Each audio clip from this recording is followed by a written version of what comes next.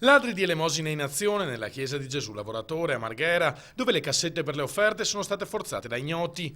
A denunciare il furto ai carabinieri il parroco Don Luca Biancafior. La mia idea è che siano tossicodipendenti, almeno così mi pare di poter dire, e, e quindi voglio dire, se da questo punto di vista si riapre una ferita che è presente ormai da tanto tempo in questo quartiere, che appunto, in questo quartiere e in Marghera in generale, credo di poter dire, che è quello appunto della facilità di reperimento della sostanza stupefacente. Il furto dell'ammontare di non più di 150 euro, secondo il parroco, potrebbe essere stato commesso da alcuni extracomunitari sbandati che sostano spesso nelle vicinanze della chiesa.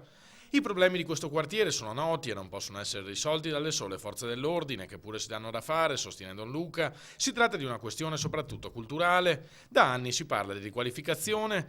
Al di là però di qualche mano di intonaco, sono molte le case che potrebbero già essere abitate, per esempio in via Rinascita, ma che il comune tiene sfitte per motivi che non riesco a capire. Uno dei passi importanti per il comune potrebbe essere quello di individuare delle famiglie eh, corrette, perché spesso questo quartiere è stato un po' la discarica, no, del comune di Venezia, delle famiglie corrette e magari, chi lo sa, giovani o meno giovani, questo sì, non è un discriminante, voglio dire, che possano venire qui e riportare un po' di vitalità.